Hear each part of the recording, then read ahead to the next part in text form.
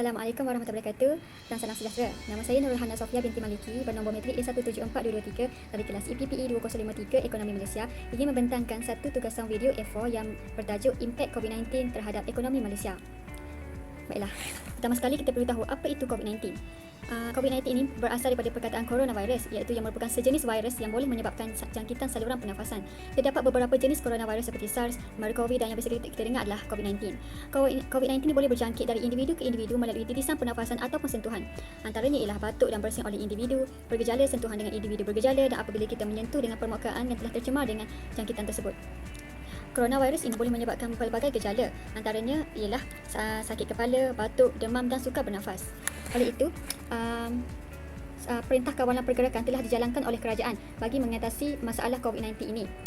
Perintah Kawalan Pergerakan ini adalah melarang penduduk Malaysia untuk melakukan pergerakan ataupun perhimpunan beramai-ramai seperti aktiviti keagamaan, sukan, perniagaan dan sebagainya. Semuanya harus ditutup demi menjaga keselamatan diri daripada terkena penyakit ini dan yang sebagainya yang telah dilaksanakan oleh kerajaan.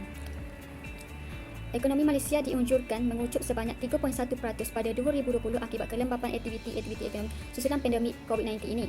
Hal ini kerana pelaburan agregat telah merosot untuk suku kelima berturut-turut sebanyak 4.6% pada suku pertama 2020 berbanding penyusutan 0.7% pada suku keempat 2019 dengan kemerosotan yang meluas dalam pelaburan swasta dan awam. Ini berlaku berikutan permintaan luaran yang lemah, ekspor barangan dan perkhidmatan Malaysia yang susut bagi suku ketiga berturut-turut sebanyak 7.1% bagi suku pertama 2020. Ini merupakan penurunan terbesar sejak krisis kewangan global pada 2019. Dan hal ini juga memberi impak kepada penurunan pekerja dalam sektor perkhidmatan, khususnya bagi sektor penginapan, makanan dan minuman dan kesenian, hiburan dan rekreasi, manakala sektor tertentu mengalami peningkatan penduduk terutamanya aktiviti e-dagang, perkhidmatan, perhantaran dan aktiviti berkaitan dengan teknologi, maklumat dan komunikasi. Selain itu, penduduk juga hanya melakukan perbelanjaan terhadap keperluan asas sahaja sepanjang tempoh PKP ini kerana ingin berjimat cermat dan menyebabkan pendapatan dari industri yang lain merosot dengan banyak. Di sini kita dapat lihat kadar pengangguran yang berlaku ketika COVID-19 di mana 172 juruterbang 11 kru 50 juta bakal diberhentikan oleh AirAsia dan kita boleh lihat melalui kadar pengangguran di Malaysia yang semakin meningkat kepada 5.3% pada Mei 2020. Di sini kita dapat melihat betapa teruknya COVID-19 ini memberi kesan kepada negara terutamanya dari sektor dari segi kadar buruh Malaysia. Oleh itu, kerajaan telah menjalankan beberapa langkah untuk kita mengatasi masalah ini. Usaha pertama adalah untuk mengenani kejadian COVID-19. Bagaimana? Okey, yang pertama, komitmen padu daripada pelbagai kementerian, agensi, pihak swasta, pertubuhan, bukan kerajaan serta kerjasama negara-negara ASEAN dan peringkat antarabangsa. Selain itu, kerjasama antara jawatan kuasa Malaysia dan Singapura yang dilakukan seperti perkongsian maklumat dalam bidang kesihatan, perubatan dan penyelidikan bagi memastikan terhentinya penularan jangkitan COVID-19 ini. Selain itu, saringan dan pengurusan kes rentas bandar Malaysia dan Singapura sering dilakukan. Kemudian, aktiviti penyeraman indikasi bagi penggunaan ubat antiviral kepada pesakit yang disahkan positif. Dan sekali mengenal pasti pegawai bertanggungjawab di kedua-dua kementerian bagi tujuan komunikasi berkenaan pengurusan kes COVID-19 dan pengesanan kontak rapat. Seterusnya, kita beralih kepada langkah kerajaan dalam memulihkan negara ketika wabak COVID-19. Okey. Pada 27 di sini kita dapat melihat pada 27 Mac, kerajaan telah membentangkan pakej rangsangan ekonomi prihatin yang berjumlah RM250 bilion bagi manfaat rakyat dan tiada golongan yang akan tercicir dan lebih separuh daripada peruntukan iaitu hampir 128 bilion ini disalurkan untuk melindungi kebajikan rakyat serta meringankan beban rakyat. Pakej rangsangan ini mempunyai 3 matlamat iaitu untuk melindungi kebajikan rakyat sebanyak 128 bilion, menyokong perniagaan sebanyak 100 bilion dan memperkukuhkan ekonomi negara iaitu sebanyak 2 bilion. Ini adalah beberapa langkah yang telah dijalankan oleh kerajaan untuk menjamin matlamat yang telah ditetapkan oleh kerajaan. Seperti yang kita lihat, terdapat banyak sangat langkah yang telah dilakukan oleh kerajaan bagi memastikan kebajikan rakyat dilindungi. Kemudian kita dapat melihat pakej bantuan langsung pendapatan isi rumah telah dijalankan oleh kerajaan dan pemberian tunai secara one off dan program subsidi upah yang telah diperkenalkan bagi membantu majikan untuk mengekalkan pekerja mereka daripada berlakunya pengangguran seperti yang diperkatakan sebentar tadi. Dan ini pula adalah matlamat yang kedua, iaitu untuk menyokong perniagaan. Kita boleh lihat banyak juga langkah yang telah dilakukan oleh kerajaan bagi mengatasi masalah kemerosotan dalam perniagaan. Seterusnya adalah untuk memperkukuhkan ekonomi. Banyak yang telah dilakukan oleh kerajaan yang kita dapat lihat dan diharapkan ia dapat membantu ekonomi lagi. Seterusnya adalah fasa PKPB, iaitu fasa Perintah Kawalan Pergerakan Bersyarat. Pada kita boleh lihat pada 5 Jun, kerajaan telah mengumumkan Pelan Jana Semula Ekonomi Negara, iaitu penjana berjumlah RM35 bilion bagi memperkasakan rakyat, melonjakkan perniagaan dan merangsang ekonomi. Antara 4 objektif penjana ialah untuk mewujudkan pekerjaan dan membendung pengangguran. Seterusnya untuk memastikan keupayaan berbelanja dan aliran tunai, kemudian digitalisasi dan operasi dalam norma baru dan meningkatkan keyakinan pengguna dan pelabur.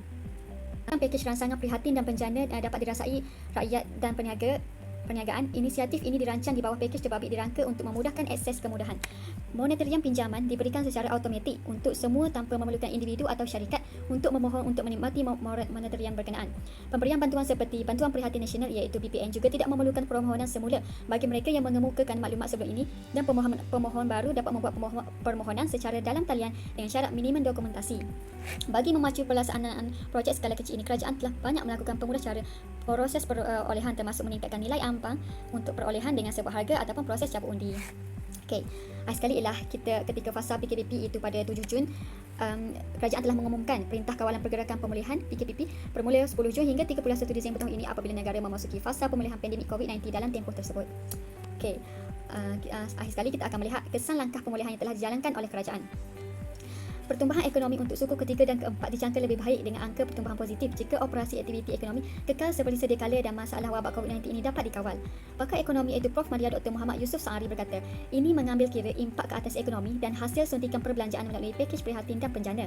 Selain itu, Ketua Perangkawan Malaysia Datuk Seri Dr. Muhammad Uzair Muhyiddin berkata bahawa peningkatan ketara dalam sentimen perniagaan dan pembukaan semula operasi ekonomi juga menyumbang kepada ekspor pada Jun 2020 dan mencatatkan pertumbuhan positif sebanyak 8.8% kepada 82.9 bilion dan menyebabkan lebihan dagangan berjumlah RM20.9 bilion.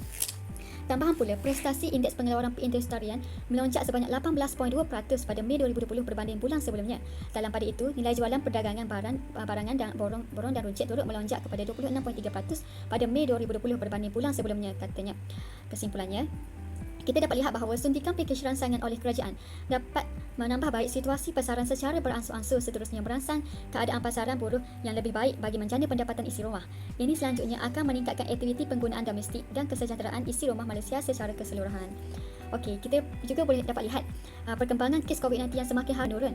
Ini menunjukkan bahawa kerajaan telah berjaya untuk mengatasi masalah COVID-19 dengan menjalankan SOP, Perintah Kawalan Pergerakan, PKPP dan PKPP dan langkah-langkah yang lain lagi.